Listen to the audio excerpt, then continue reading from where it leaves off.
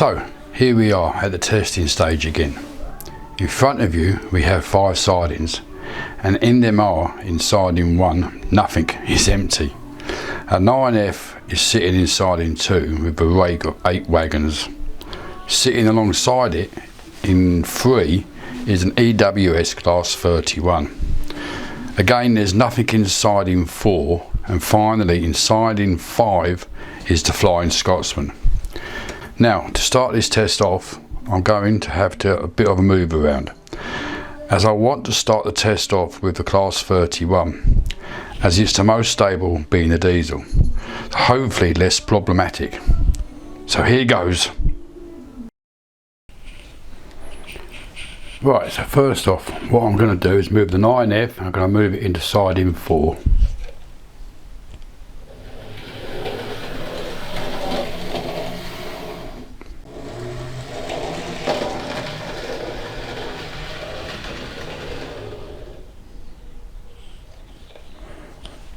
Right, so next what I'm going to do is move the class 31 out and then back it into siding 2 to pick up the wagons.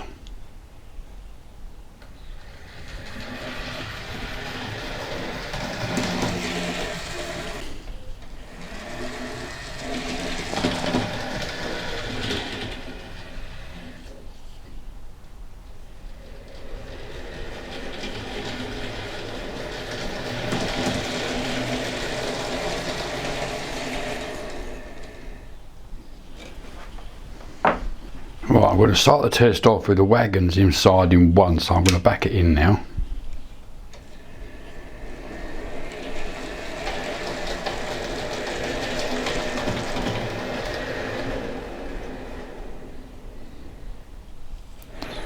So far so good, although that's not much of a test. So what I'm going to do now, I'm going to bring the class 31 out with the wagons, and they're going to go into the runaround loop, and they're going to go into the offside bit. Bring it through that point onto the siding, and then change the siding in the sidings to siding 2, and I'll back it in there and we'll see what happens.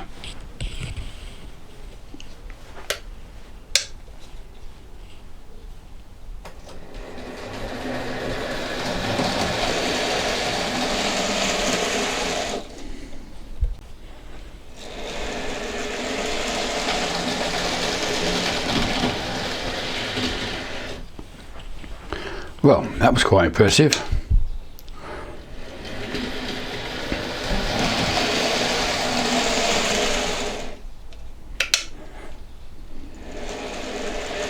Try that again.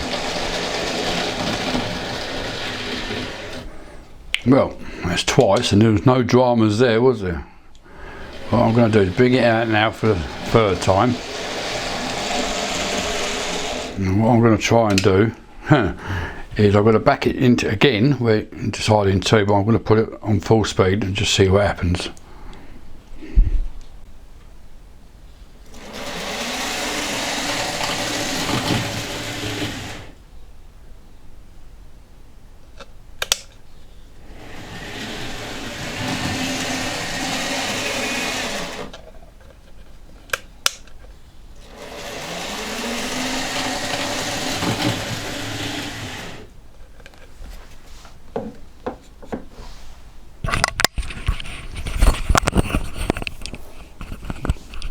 Well, that weren't too bad, was it? Right, so what I'm going to do now is I'm going to uncouple the class 31, and I'm going to let the Flying Scotsman have a go. Now the reason I'm doing that is because that's obviously the loco's got a tender on it, which is a bit more prone to derailments, if you like. And we'll see how that gets on. It's quite a good little run of that, so it should be okay.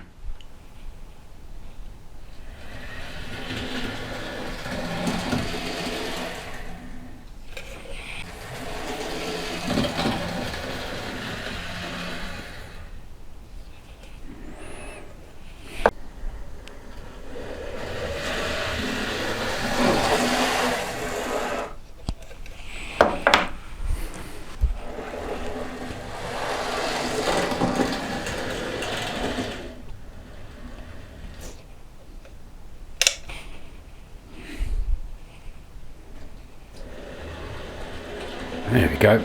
Now the keen-eyed among you will realise that I've taken a wagon out, and that is because it's lost a spring on its coupling and he kept leaving it behind. So we're down to 7 now, so, but even so, we'll see how it gets on. Well, there was no dramas there, was there?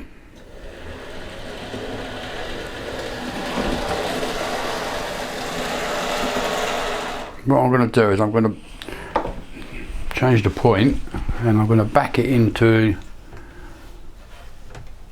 its own siding. So we're going to back it into siding 5. So all them little wagons have got to go over all them points.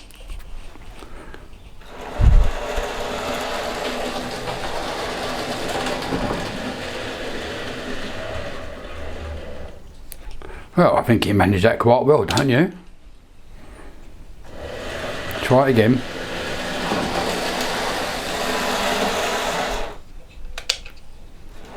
There we go.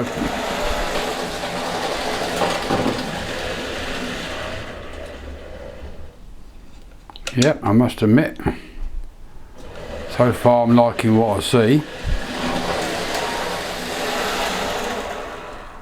So what I'm going to do now is I'm just going to change the point again. I'm going to back it into siding 2 again.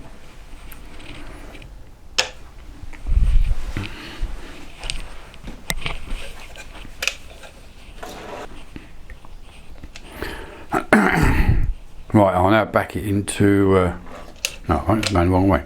I will now back it into siding 5 where it come out of.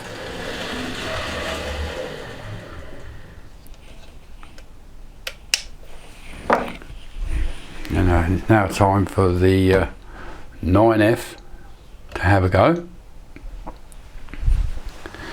Now, this one could be problematic. I'm expecting it to be, because it's a dapple 9F and it's a bit wobbly to say the least. But nevertheless, we will see how it gets on. It's come out okay.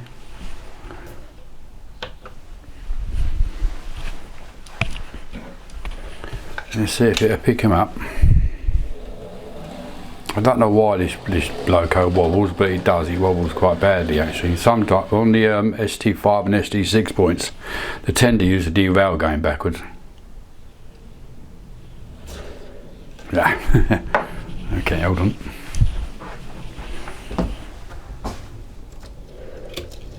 There we go.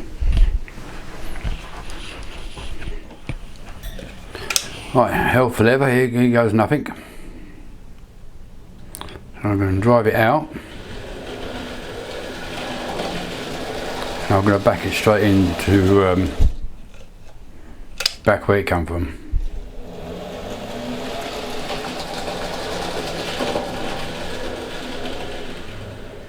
Well, now I'll try that again.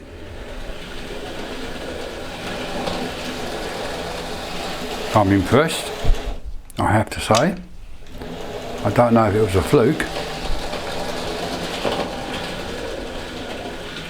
Yeah, what I'm going to do now is I'll bring it out again. And I'm going to back it in to siding 4.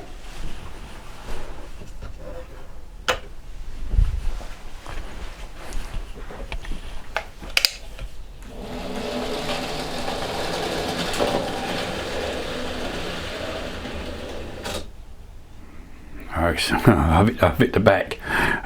Yeah, never mind. Probably one of them's come off now. Let's bring it out. Yeah, hold on.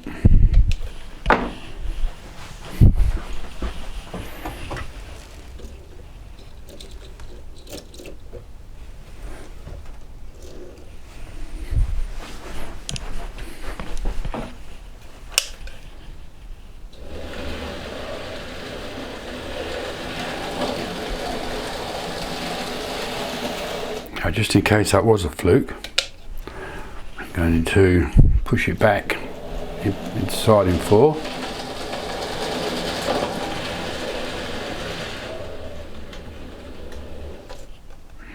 Not too bad. No dramas, at least. So what I'm going to try and do, I'm going to give myself a bit of stopping room now. I'm going to put it into back into siding 2. But I'm going to go faster than what you would do normally, okay?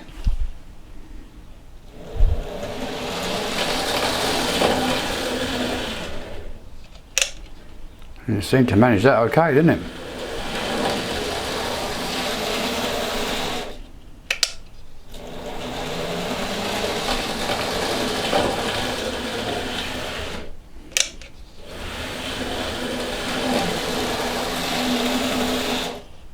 It left a couple of wagons behind, but that's a different story, isn't it? So let's push that back.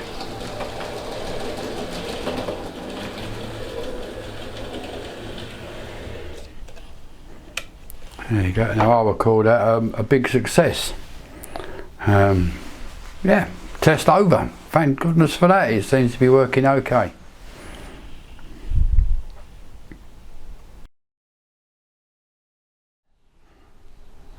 Right then, well, I'm really pleased. But now it's time for my little rant. Well, not rant, but moan. Peco, what are you doing? I wouldn't say you're ripping people off, but you're not making it exactly easy for them either, are you? The big problem I had with it, I've had many problems, but one of them was the derailing on points, especially with wagons. I mean, the small locos will go over. Coaches will go over, come to wagons, they will pull out but won't push back in. And it seems to be a very common problem. I know Ian at Shelvington, he had problems with it. He had to change from set track points to medium radius streamline points, as well as Stephen, I think it's Stephen, I'm not sure of his name actually, but from Settle Carlisle 66, he changed all these over for whatever reason. What's the point of putting something out if it doesn't do the job properly? I think they've been manufacturing them for years now, and really truly they need to stop and need to upgrade. It's pointless, absolutely pointless. I mean, these little buggers, they're little buggers. Little Peco, set track ST5, ST6s. In total, I think I've spent about £75–80 on them, and that doesn't include postage either. Which is fine. Well, it's not fine, but you know, I'm earning the money, and I could spend it how I wish. But it's not exactly encouraging the youngsters to come into the hobby, is it? Because they're going to get disappointed if they can't do these things. And of course what happens is that the youngsters they either give it up and don't get the thing out ever again, or they go to see mummy and daddy, they go to the model shop and they go, oh yeah, well what you need is medium radius points. But why not give them that in the bloody first place? It's just a money making, it's just a money making racket as far as I'm concerned. They've probably got their place on some layouts, but not when you want to sort of, if you're thinking about shunting wagons about, they just don't bloody work. I think that's just proved it. I didn't have, I've just backed them wagons that I've got in with no problem whatsoever. Slow, fast, no problem whatsoever. That's what you expect. That's what if your child or somebody was buying an ST5 or ST6 point, and or you're getting the Peco starter set with all the points and the track work in it. That's what you would expect it to do, not derail at all. You wouldn't expect that, and that'd be very disappointing, very frustrating. And that's why no one's coming into the hobby, and we're youngsters anyway. So why not just stop making the ST5 and 6s in favour of the streamline ones, the medium radius streamline ones, even if it means you've got to you probably have to sort of, you know, redesign the set track curves, you know, so they're a bit shallower. But that's no bad thing, is it? You know, it's about time it's done. So, you know, I don't expect them to ever do it, but they should do it. It's just my opinion. Some people might have other ideas. I might be getting it totally wrong, but it does seem to me that, you know, I haven't had any derailments with them, and I did with the others. So, yeah, come on, Peco, get it together. Anyway, look, that's my little rant over. As I say, I hope Peco do get it together and sort it out, but they're not going to. They're not going to. So I'm going to carry on with what I'm doing here. I hope you enjoyed my little video, and yeah, if you've just subbed or you've just come along, you know, just subbed on my channel, welcome. Okay then, that's it for now. That's my rant over. Okay, I'll see you next time. Bye.